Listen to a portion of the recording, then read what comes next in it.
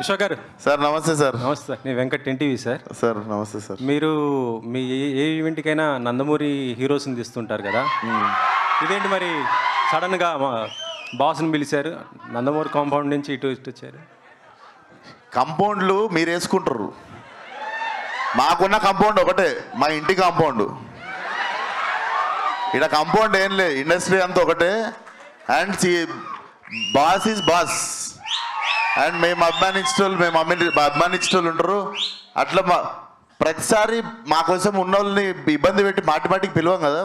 And దీంట్లో మాకు future producer relation ఉండొచ్చు, మా రిలేషన్ ఉండొచ్చు. అండ్ మా నాన్నకి చిరంజీవి గారికి రాజకీయాల టైం నుండి పరిచయం ఉంది. సో ఆ టైంలో మా డాడీ ఎమ్మెల్యే కంటెస్టెంట్ మలక్పేటలో. He was always like well wisher since when I was kid. So రావడానికి 1000 కారణాలు ఉంటాయి. మీరేకుండి కాంపౌండ్లు ఆల్రెడీ అనవసరంగా లేని వాటికి అందరూ హేట్రేట్లు పెంచుకొని ఒకరినొకరు ఏవేవో అనుకుంటారు.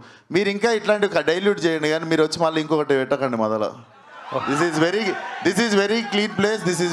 మేము అందరం చాలా మంచి ఇంటెన్షన్తో ఒక సినిమాని ప్రమోట్ చేసుకోవడం కానీ, ఫంక్షన్కి పిలవడం కానీ, చాలా పెద్దరిగా చాలా మర్యాదతో మేము పిలుస్తాం. మీరు వచ్చి దాన్ని మెల్లగా దాంట్లో ఏం మేకూరు దాంట్లో అంతే. ఓకే సరే, గతంలో రాజేంద్ర ప్రసాద్ గారిది మేడం వచ్చింది, ఎస్ ఆల్రెడీ చూశారు, యాజ్ ఇట్ ఈజ్ సేమ్ అలాగా.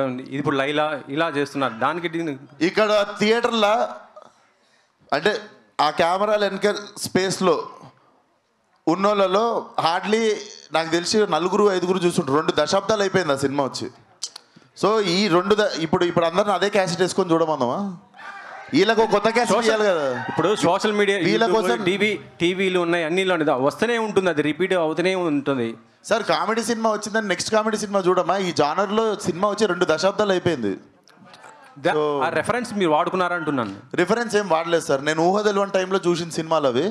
బట్ నేను ఈ జనరేషన్కి ఇప్పుడు ఉన్న ఫిల్మ్ మేకింగ్కి కానీ, ఇప్పుడు రైటింగ్కి కానీ, ఇప్పుడు ఉన్నవన్నీ వాడుకొని మేము ఎట్లా చేసినాం అన్నది I wanted to fill this gap అన్నట్టు. తెలుగులో వచ్చి టైం అయిపోయింది సినిమా. కోయి